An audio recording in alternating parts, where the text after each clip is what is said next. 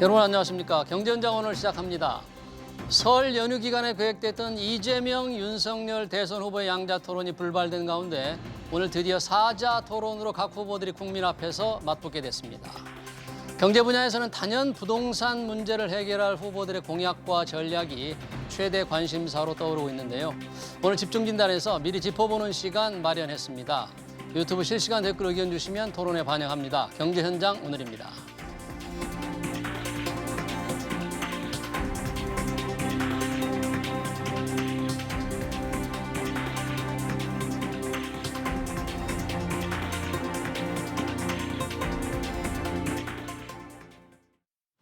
네, 이재명, 윤석열 두 대선 후보의 부동산 정책과 시장 동향 토론하기 위해서 두 분 모셨습니다. 고종환 한국자산관리연구원장 그리고 한문도 연세대학교 정경대학원 겸임 교수 나오셨습니다. 어서 오십시오. 네, 반갑습니다. 안녕하십니까. 안녕하세요. 네, 이재명, 윤석열 두 후보의 지지율이 거의 차이가 없을 정도로 초접전을 보이고 있습니다. 그러다 보니까 오늘 저녁 드디어 사자 토론에 참 관심이 쏠리고 있는데 저희 SBS BG에서 미리 한번 짚어봅니다. 경제 분야, 부동산 정말 격전 포인트가 될 텐데 두 분도 보시겠죠? 방송 토론. 고종환 원장님, 오늘 저녁 두 후보의 부동산 공약 대결 어떻게 예상을 좀 하십니까? 네, 저도 오늘 관심 있게 좀 지켜볼 생각인데요. 고앵커님께서 이제 말문을 열어주시니까 저는 두 가지 네. 이번 대선에서 가장 중요한 화두는 역시 그 부동산 정책이 될 것 같습니다. 대선 아마도 전체로. 한 교수님도 그렇게 생각하실 것 같고요. 두 번째가 이제 코로나라든지 이제 경제 성장, 복지 문제가 아닐까 이렇게 좀 보고요. 예. 두 분의 정책을 잠깐 좀 네. 우선 시작하기 전이니까 간결하게 좀 정리를 하면 공급을 확대하겠다라는 것에서는 공통적으로 비슷합니다. 큰 차이가 없습니다. 예. 다만 세금 문제나 또 금융 대책이나 이제 구체적인 방법론에 있어서는 다소 차이가 있죠. 얘기가 이어지겠습니다만 이재명 후보님 같은 경우에는 이제 250만 호에서 311만 호로 그러니까 정말 양적인 목표를 대폭 상향했죠. 그러네요. 그만큼 공급 의지가 강하다라는 뜻도 되고요. 그 핵심은 역시 기본주택입니다. 100만 호. 그러니까 다시 이어지겠습니다만 장기 공공 임대주택이거든요. 네. 30년간을 이제 좀 저렴하게 살 수 있다 이런 내용이고 윤석열 후보의 공급 대책은 250만 양적에서 좀 차이가 나고 다만 원가 주택 청년들을 위한 원가 주택이 30만 호, 그다음에 역세권 첫집 주택 이런 것들이 이제 또 한 20만 호 해서 양쪽 다 수도권과 전국에 공급을 확대하겠다는 이런 정책은 아마 오늘 토론에서도 공통적일 것이고 다만 세금이나 금융이나 이런 부분에는 좀 미묘한 차이가 있다. 네. 다시 좀 이어서 말씀을 드리도록 하겠습니다. 네, 지금 말씀하신 대로 공급 물량만 보니까 간략하게 보면 이재명 후보가 조금 많아 보이는데 큰 차이가 없을까요? 토론하다 보면 차이점이 좀 국민들이 보기에 극명히 드러날까요? 부동산 정책에 대해서 윤석열 후보가 250만 원, 또 이재명 후보도 250만 원 같이 했다가 얼마 전에 이제 311만 원으로 또 확대를 하셨는데 사실 일반 시장에서는 그게 직접 피부에 와닿지는 않습니다. 그냥 일단 정부에서 발표했던 현재 문재인 정부에서 발표했던 217만 호가 기본적이고 그거에 대해서 그것만 잘해도 넉넉한 공급 물량인데 자꾸 선거의 어떤 포퓰리즘으로 한다고 받아들이고 있습니다. 시장에서는. 시장에서. 지금 하고 있는 것만 잘해도 충분한 물량인데 네. 그래서 그렇게 이해하시는 게 좋을 것 같고 디테일한 어떤 내용에서 우리 기대할 게 저는 사실 크게 없다고 봅니다. 그래요? 사실 서민의 삶에 피부에 와닿는 느낌은 없고 기존에 3기 신도시 청약 그냥 이어지고 있고 정부에서 하던 거거든요.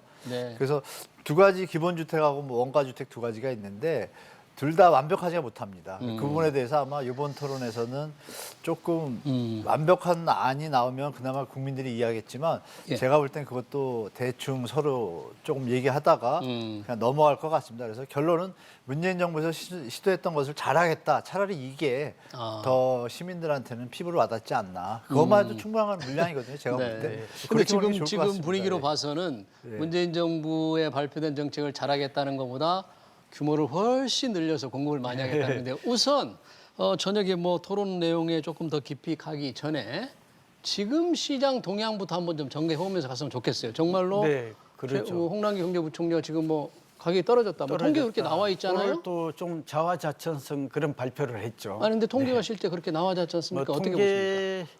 어쨌든 한국부동산원의 통계. 네, 그런 얘기를 좀 짚어보죠. 네. 뭐 좀 전에 한 교수님 잘 지적하셨습니다만 우선 오늘 또 관전 포인트는 네. 이제 포퓰리즘에다가 서로 베끼기예요. 그러니까 아직은 차별성이 별로 없다. 뭐 이런 점을 좀 예. 눈여겨봐. 근데 두 분 다 목적이 이제 주택 정책의 목표는 세 가지잖아요.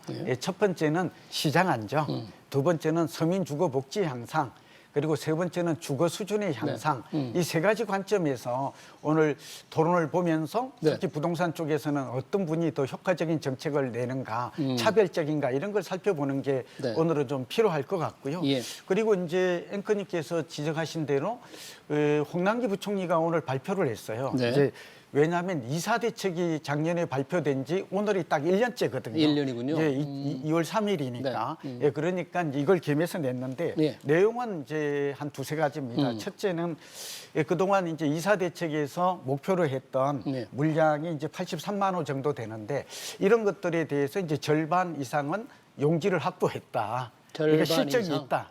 네, 있다 이런 얘기고 두 번째는 시장이 이제 하락 조짐을 나타내고 있어서 예. 결국은 이사 대책을 비롯해서 문재인 정부의 정책 효과가 이제 좀 나타난 게 아닌가, 약발이 먹힌 게 아닌가 이제 그런 얘기였거든요. 예. 근데 저는 여기에 이제 뭐 시간이 한정돼 있으니까 그렇게 볼 수도 있지만 네. 두 가지 얘기를 드리고 싶어요. 예. 현재 집값이 어쨌든 미친 집값, 미친 전세값이라고 하는 게 벌써 6년에서 7년째 올랐잖아요.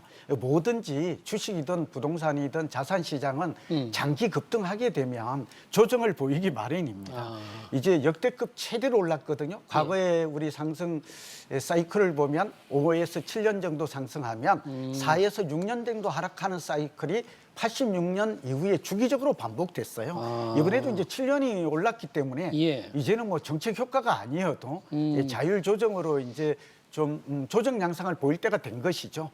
예, 그런 부분도 있다는 점. 네. 그리고 두 번째는 사실은 집값이 많이 오른 배경에는 공급 부족도 있었지만 그리고 금리 인상과 유동성 증가도 있었지만 사실은 정책 실패가 크게 자리 잡고 있었잖아요. 정책 예, 실패. 예, 이 부분에 대한 반성이 먼저 선행돼야 되는데 네. 이 반성보다는 오히려 뭐 자화자찬성 그런 해석과 네. 예측을 했다는데 조금 아쉬움이 있는 것으로 이렇게 보여지고요. 예. 그럼 지금 과연 집값은 안정되었는가? 예. 그렇게 보기가 어려워요. 집값이 안정되려면 안정됐다고 보기 어렵다. 예, 어려워요. 왜요? 그렇게 보려면 우선은 그 가격의 하락 지역이 전국의 절반 이상은 좀 증가해야 돼요. 확대돼야 돼요. 근데 아직은 전국 지역에 하락 지역이 그렇게 크게 늘어나고 있지는 않아요. 그러니까 절반 정도가 넘어서야 되고요. 예. 그다음에 두 번째는 지금 양극화 현상이 몹시 심화됩니다. 그러니까 수도권이나 지방의 저가 주택 있죠. 네. 예, 대출 규제의 영향을 많이 받는 그리고 이제 젊은이들이 영끌했던 이런 주택 위주로 지금 하락하고 있고 강남의 재건축이나 새 아파트는 오히려 신고가를 갱신하는 이런 양극화 현상이 나타나고 있어요. 그래요? 이거는 강남이 내리지 않으면 이게 집값이 하락했다 예. 이렇게 속단하기는 좀 아, 이르다 그래요? 하는 점. 그리고 지금까지 통계는 비수기였어요. 그러니까 이 올 이제 설 이후에 주택 시장의 변화를 비로소 보아야, 그러니까 6개월 정도의 통계를 보아야 이제 집값이 안정되었다라는 것을 확신할 수 있다는 점에서 좀 아쉽고 지금 정부도 더 역할을 안정시키는 적극적 역할을 하는 게 바람직하다고 봅니다. 네, 지금 통계만으로는 안정세를 좀 확신하기 어렵다. 떨어지는 지역이 절반 정도 돼야 된다 그러는데 아까 강남 지역을 말씀하셨는데 교수님 오늘 홍남기 부총리가 또 그런 얘기도 했어요. 강남, 서초 등 이런 일반 강남 지역의 다수 지역 실거래가가 신고가 대비 1억 원 이상 떨어진 곳이 있다, 많다. 네, 많이 있습니다. 네.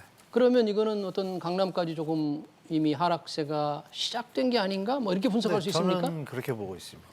시작인데 예. 아까 말씀하신 신고가하고 겨루기를 하고 있죠. 신고가도 있고 하락 네, 평균도 있고. 근데 그 신고가가 예전에 좋을 때 거래량이 받쳐줄 때 신고가면 좀 긍정적으로 받아들이는데 저는 개인적으로 거래량이 지금 없는 상태에서 신고가는 누가 봐도 좀 정상적이진 않거든요. 그래서 뭐 허위 자전 거래일 수도 있고 또 실제 뭐 전쟁이 나도 돈이 많은 어떤 벼락부자들은 사거든요. 네. 뭐 그런 경우라고 저는 보고 그러니까 평균적인 상황을 봐야겠죠. 그러면 서울 부동산 연구원, 한국 부동산 연구원에서 저번 주에 발표했고 오늘도 네. 이제 발표할 텐데 지금 말씀하신 대로 반 이상이 하락한다고 보신다고 원장님 말씀 주셨잖아요. 근데 서울은 이제 그 현상이 나타났습니다. 25개구인데요. 예. 11개구가 하락하고 6개구는 보합이에요. 그럼 이거는 거의 반 정도에 가깝거든요. 그러네요. 그럼 이건 하락할 가능성이 높은 거죠. 지방은 아직은 이제 거래량만 급속하게 급감을 했고, 그래서 이런 부분에서 우리가 이 다른 지수들 있지 않습니까? 저번에도 한번 말씀 올렸는데 네. 부동산 FIV라고 그 취약성 지수라고 있습니다. 취약성 네네. 지수. 13개 분야를 디테일하게 35개로 세분해 가지고 모든 데이터를 종합한 지수를 이제 한국은행에서 개발해 가지고 예. 발표를 하고 있는데요. 예. 그게 지금 주식하고 채권 시장은 50하고 60이라는 수치를 나타내고 있고 예. 부동산 부동산 시장은 100입니다. 근데 이 수치의 개념이 어떻냐면 0에서 100까지가 최대치입니다. 네. 101이라는 수치가 없어요. 그러니까 기본적으로 취약성이 최대라는 얘기죠. 아, 근데 주식하고 부동산은 네. 취약한 게 최대까지 왔다. 예, 그 세 가지를 합한 평균을 내면 한 70 정도 나거든요. 6, 70. 예. 그래서 이제 금융 시스템에 대해서 좀 조심을 해야 된다라고 이미 작년 말 그 보고서에서 얘기를 하였고 예. 그 내용 중에 부동산 금융 취약성 지수가 100이기 때문에 그 선제적으로 부동산 대출이나 금융 관리에 대해서 은행들이 해야 된다라고 좀 명시를 했습니다. 그래서 예. 이런 부분을 우리가 들여다 볼 때 여러 가지 데이터들 다 종합했을 때 하락의 가능성이 높다라고 판단을 했겠죠. 그래서 자영업자가 그 주택담보대출로 생계를 유지하는 분들이 많은데 예. 그분들이 대출 유예를 코로나 때문에 유예를 상환했잖아요. 대출 예, 상환을. 이해해줬죠. 네. 그 한 번을 갖다가 한 번 더 할 준비를 하라고 은행들한테 지시를 했습니다. 이미 신호를 보냈어요. 안 그럴 경우에는 전체 금융 시스템에 좀 위험에 노출될 가능성이 높다라는 표현을 썼기 때문에 우리가 그걸 전체적으로 봐야 될 것 같습니다. 그래서 시장 자체로는 물론 원장님 말씀대로 뭐 입주 물량 부족에 전세임 대차라는 어떤 변수가 있지만 예. 전체적으로 금리 인상과 대출 규제와 또 사전 청약 물량 이런 것들을 감안하면 하락 가능성이 너무 높은 것으로 판단하는 게 저는 좋을 것 같고 예. 이 거래량도 뭐 다음 저 질문에도 있으신데 미리 네. 좀 말씀드리면은 네. 거래량이 워낙 적어서 네, 너무 가격의 어떤 진정한 추세라고 얘기할 수 있느냐 방금 말씀하신. 예, 그러니까 지금의 어떤 아까 말씀드린 신고가 이런 것들이 거래량이 뭐 우리 역사상 손에 꼽을 정도거든요. IMF 글로벌 금융위하고 그 9.13 대책 그 대책 크게 냈을 때 세 번을 빼고는 1000대로 내려온 적이 없습니다. 서울이 평균이 5천에서 6천 건 거래 정도인데 지금 2달 연속 1000대를 네. 했거든요. 게다가 이번 달도 1월 달도 아마 1000대로 나올 것 같아요. 네. 그럼 3개월 원래 우리가 저 부동산 주택가격 지수에서 3개월을 기본으로 시계열을 보거든요. 3개월 연속이라는 거는 그 흐름을 인정해야 되거든요. 저는 그렇게 봅니다. 그래서 하락으로 들어가는 초입이다. 그 뭐 대선 변수가 있다고 하는데 경기도도 또 마찬가지입니다. 경기도가 지금 폭등을 했는데 예. 경기도 작년 11월, 12월 거래량이 한 2만 건 정도 됩니다. 월 아파트 거래량이. 근데 올해 11월, 12월이 4,000대로 확 줄었습니다. 거의 뭐 5분의 1 수준이거든요. 예. 그러니까 이런 부분을 우리가 감안한다라면 지금 시장이 급냉할 가능성도 있다. 그러니까 다시 상승하기는 힘들다. 상승하더라도 기술적 반등에 그치고 대세하락으로 갈 가능성이 높다. 대세하락으로 갈 가능성이 마지막으로 높다. 홍남기 장관께서 예. 이사 대책을 얘기하셨는데 그건 좀 잘못된 것 같습니다. 이사 대책이 후보지만 돼 있지 네. 실제로 안에서는 내용이 좀 있어요. 그러니까 이 주택 안정 효과는 시청자분도 아시겠지만 미국 금리 인상과 대출 규제와 또 정부에서 했던 뭐 1주택, 2주택, 이 일시적 2주택 양도세 비과세를 기한을 줄인다든지 그래서 가세호를 많이 없앤 것이 이제 3기 신도시 물량하고 겹치면서 이 현상이 주로 나타났지 예. 이사 대책 효과는 저는 지금 아직 시작도 안 됐다고 봅니다. 후보지만 결정을 했죠. 완전하게 지정해가지고 가는 곳이 없습니다. 아, 실제 공급의 실질적인 효과는 아직 나타나지 않았다. 이사 네, 대책에. 그 부분에서 무슨 문제가 있냐면요. 또 하나 말씀드리면 그 이사 대책 안에서 수용에 대한 법적인 조항이 없습니다.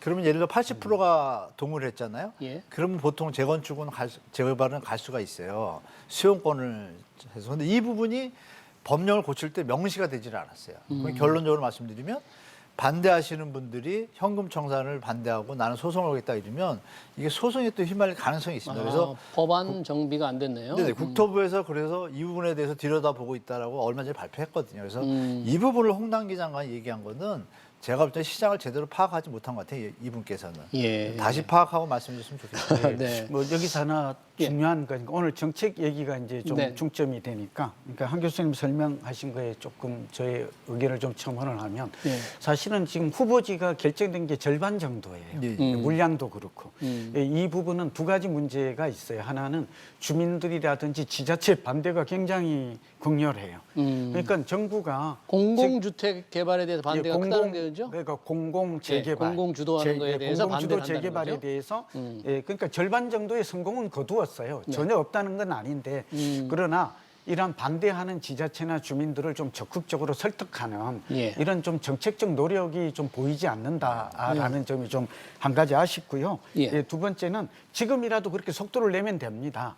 이제 저는 그런 노력을 아직도 충분하잖아요. 5월 10일까지. 그러니까 그리고 두 번째는 한 교수님 설명에 의해서 이제 저의 의견을 좀 예. 조금 다른 측면도 있을 수 있는데 하나는 거래량과 이제 가격과의 관계. 지금 거래 절벽이라고 그러잖아요. 거래량이 이제 이렇게 너무 굉장히 줄었기 너무 때문에. 줄어들고 있어요. 예. 지금 질문 요지가 그건데, 예. 근데 이렇게 줄어드는 이유가 여러 가지가 있습니다. 하나는 대량 거래가 많이 급등 후에 조정기에 접어들게 되면 선행 지표라고 그러죠. 바로미터 기능을 하는 이 거래량이 감소하는 건 맞다. 그리고 지금 또 비수기예요. 그리고 살만한 사람 거의 다 샀어요.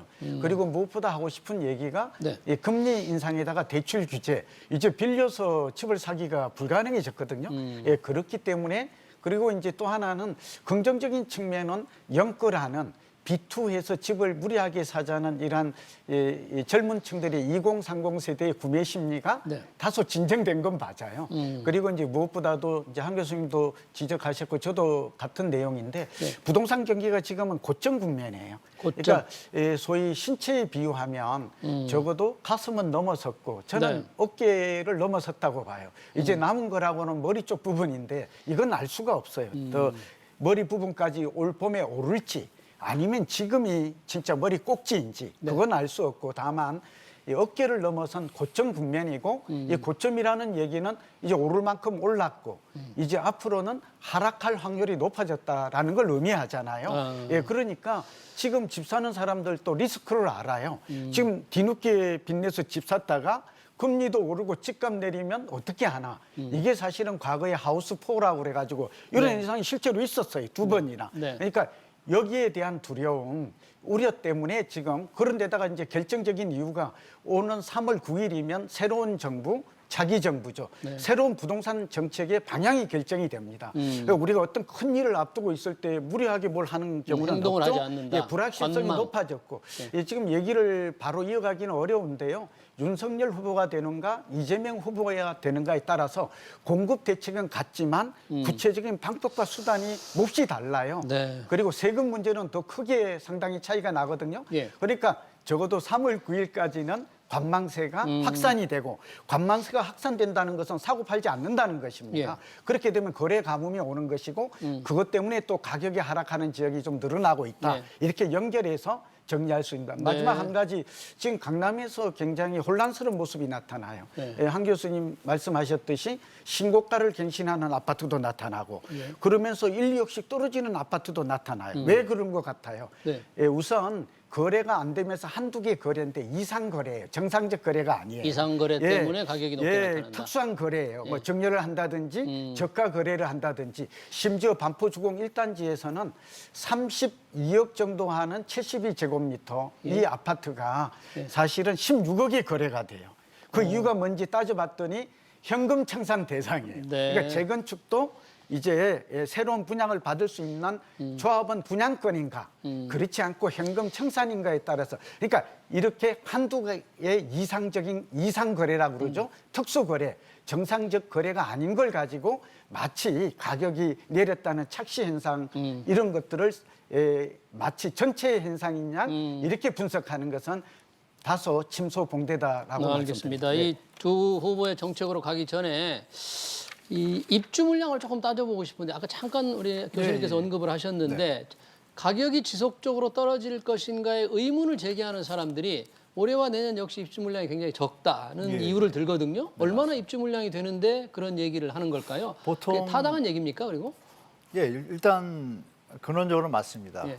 근데 그 전제 조건이 있죠. 그건 뭐냐면 수요 공급이 균형점을 맞추고 있고 가격이 부담할 수 있는 선일 때 이 말씀 주신 공급이 부족하니까 네. 당연히 가격이 오르겠죠.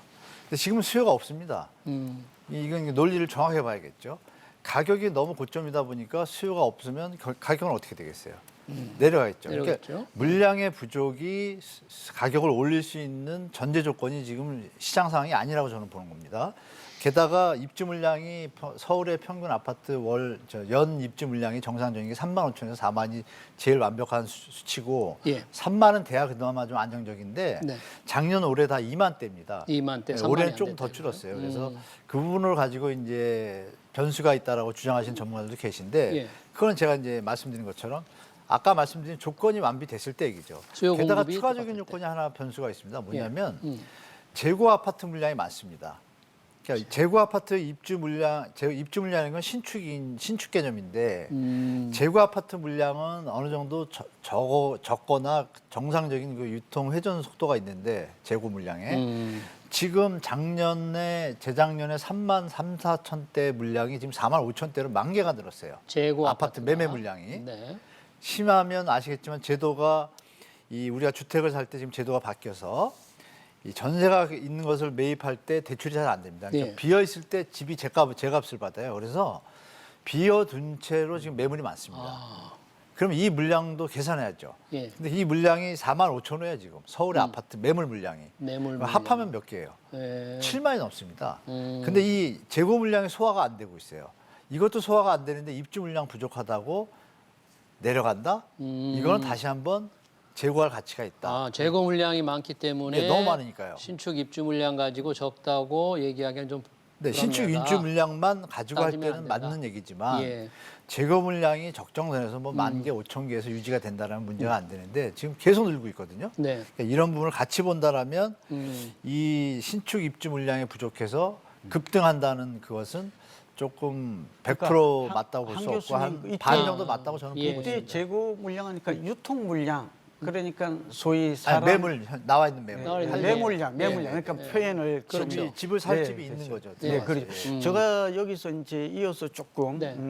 좀 보충 설명을 좀 드리면 도대체 이런 생각이 시청자분들 오늘 돈을 보면서도 드실 거예요. 예. 이게 도대체 우리나라에 부족한 주택은 얼마인가?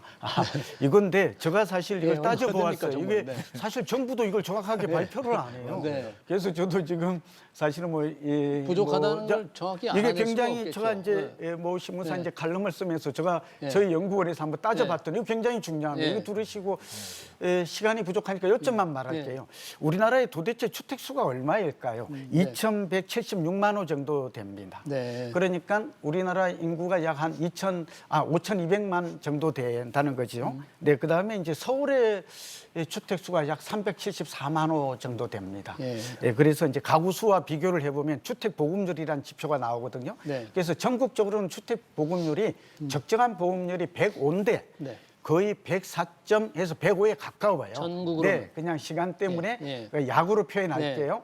그리고 서울은 96%예요. 그러니까 전국적으로 부족한 주택 수는 사실은 부족한 게 없어요. 아까 재고 물량으로. 그래서 이제 한 교수님이 정확하게 다시 또 정리해 주셨는데 예. 그러니까 재고 물량과 그러니까 부족한 물량과 공급 물량으로 보면 수급이 중요한데 전국적으로는 부족함이 없어요. 근데 여기서 주목해야 될 변수가 두 가지인데 하나는 빈집.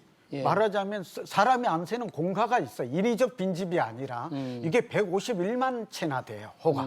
그리고 또 하나 변수가 뭐냐면 매년 재건축 재개발로 인해서 밀실 주택이 있어요. 사라지는 주택. 그리고 이제 한 교수님이 말씀하셨던 새로 필요한 적정한 가구 분할로 인한 예. 신규 입주 물량이 있어야 되는 거잖아요. 서울은 약 4만 호 아까 말씀하신 대로 뭐 3만 원 정도 4만 원 이렇게 좀 정리를 합니다.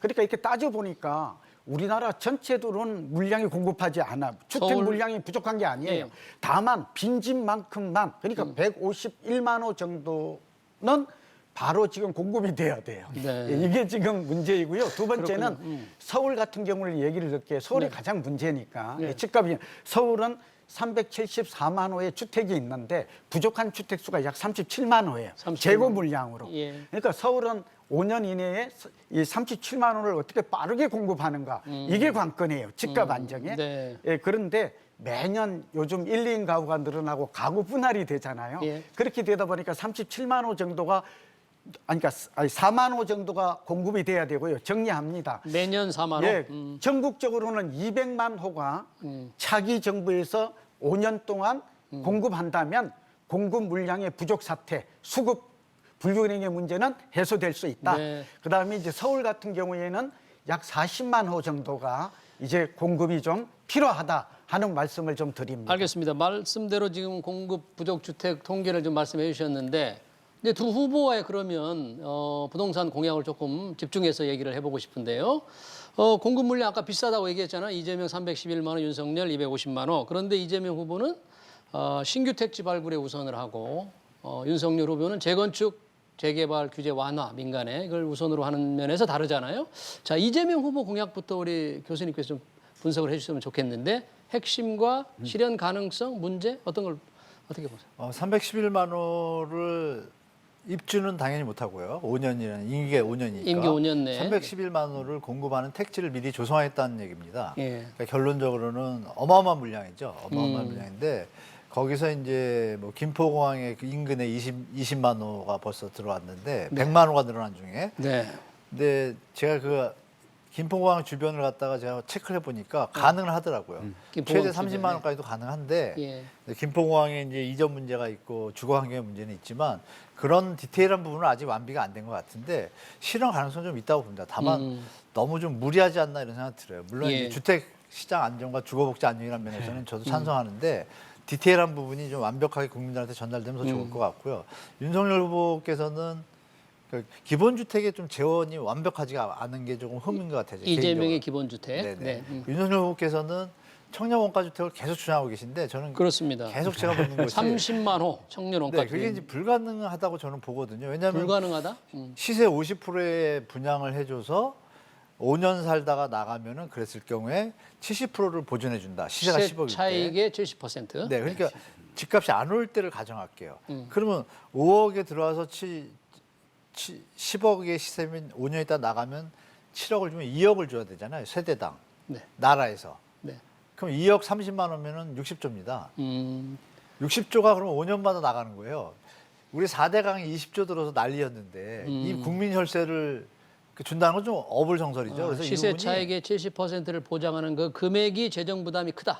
그런 거죠? 큰 정도 아니죠. 어마어마한 어마어마하다. 네네. 이 부분에 대해서 다시 한번 재고를 해서 원가를 분양을 한 다음에 그 이익을 쉐어하는 부분을 국민의 세금이 혈세로 안 들어가는 다른 방식을 찾는 다른 것이 방식. 정확한 방식인 것 같습니다. 제가 어떻게 볼 때는 생각하십니까? 오히려 이재명 후보의 그 기본주택. 재원 조달 문제가 더 사실은 예산 규모 뭐 이재명 한 교수님 후보는 설명했기 기본주택. 때문에 저는 그냥 간결하게 줄이면 이재명 후보님의 그 공약의 특징은 이제 100만 호. 그러니까 311만 호로 늘었지만 기본 주택이에요. 100만 호를 이제 공급하겠다는 건데 이게 30년 공공 임대예요. 시세보다 저렴하게. 그러니까 근데 30년 이후에는 어떻게 하란 말인가? 이 부분에 대한 대안이 없어요. 그 사실은 30년 후에 나이가 60 넘어서 은퇴했을 때 주거 문제는 더 큰 문제로 다가올 수 있잖아요. 예. 예, 그리고 여기에 필요한 재원 조달에 대한 걸 뚜렷하게 밝히지 않고 있어요. 이거 정말 100만 호가 우리나라가 지금 공공임대의 재고 비중이 한 8% 되거든요.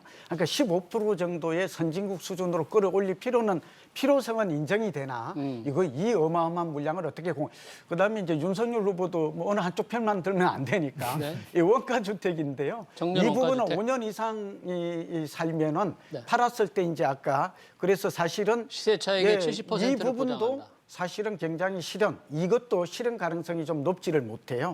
그리고 이제 첫집 주택이라고 그래서 역세권에 하는 것도 20만 호. 네, 이조차도 사실은 굉장히 많은 예산이 소요되고 또 여기에 따른 여러 가지 재정 부담과 택지 확보를 생각하면 현실적으로 쉽지 않다. 다시 좀 저의 의견을 정리하면 네. 이렇게 양적으로 너무 많은 목표를 장밋빛으로 제시하기보다는 200만 호라는 공급을 육하 원칙에 의해서 언제 어떤 지역에 얼마의 예산을 들여서 공급할 것인가 이런 실행 대책이 얼마나 구체적으로 제시하는가가 오늘 그러면 사실 토론을 보실 때 오늘 눈여겨봐야 될 부분이라고 시청자들이 봅니다. 실행 대책이 나오는가를 보고 좀 판단을 해야 될 것 같고요. 네. 시간이 없어서 마지막으로 우리 한 교수님께 여쭤보고 싶은데 그래도 오늘 사자 토론입니다. 심상정 후보도 있고 안철수 후보도 있어요. 네네네. 심상정 후보의 공공주택 20% 확대, 그리고 안철수 후보의 외국인 부동산 투기세 신설. 짧게 좀 평가 좀 해주세요. 예, 둘 다 좋은 대책이라고 봅니다. 대한민국이 이제 중국 눈치를 보느라고 조금 외국인 투자에 대해서 좀 방치하고 있는데요. 제 생각에는 캐나다도 그렇고 해외 호주도 그렇고 네. 취득세를 20% 올리고 또 그 집을 비워놓거나 이렇게 투기성이 있으면은 세금을 양도세를 중과하고 있습니다. 그것은 제가 볼 때 국민 일반 서민들의 입장을 생각해서 형평성을 위해 가지고 제가 볼 때는 정부에서 손을 대야 되는 투기세 신설은 저는 뭐 찬성하는 편입니다. 괜찮다. 네. 네. 제가 볼 때도 알겠습니다. 저기 어쨌든 중국인들의 국토 잠식 행사가 너무 심합니다. 이 부분은 이번에 반드시 입법적으로든 제도적으로 개선할 필요가 있다고 봅니다. 네. 오늘 그 대선 후보들의 부동산 정책 토론이 어떻게 될지 한번 잘 지켜보겠습니다. 지금까지 고종환 한국자산관리연구원장, 우리 한무도 연세대학교 정경대학원 겸임교수였습니다. 두 분 고맙습니다. 네, 감사합니다. 네.